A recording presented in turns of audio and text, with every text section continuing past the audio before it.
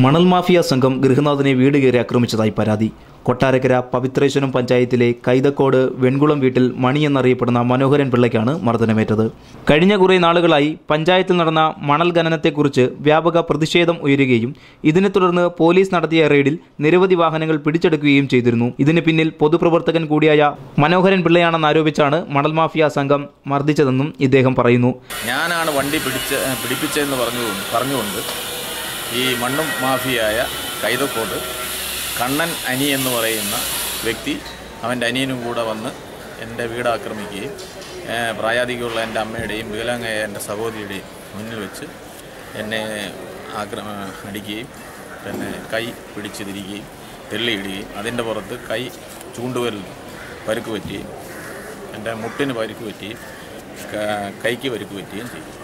കൈതക്കാട് സ്വദേശി കണ്ണനനിയും സഹോദരനും ചേർന്ന് ചൊവ്വാഴ്ച ഫോണിൽ വധഭീഷണി മുടക്കുകയും രാത്രി വീട്ടിൽ കയറി അമ്മയുടെയും സഹോദരിയുടെയും മുന്നിൽ വെച്ച് മർദ്ദിക്കുകയായിരുന്നു എന്നും മനോഹരൻ പിള്ള പറഞ്ഞു. ഞാൻ പല പ്രാവശ്യം മെസ്സേജ് കൊടുക്കുകയും ചെയ്തിട്ടുണ്ട്. അതിന് പുറത്തൊരു ആക്ഷൻ ഉണ്ടായിട്ടില്ല. ഇന്നലെ വരെ കേസ് ഞാൻ ഫയൽ ചെയ്തിട്ടുണ്ട്. അത് അന്വേഷണം നടത്തി അയാളെ അറസ്റ്റ് ചെയ്തിട്ടുണ്ട്. സംഭവത്തെ തുടർന്ന് എഴുകോൺ പോലീസിൽ പരാതി നൽകിയിട്ടുണ്ട്.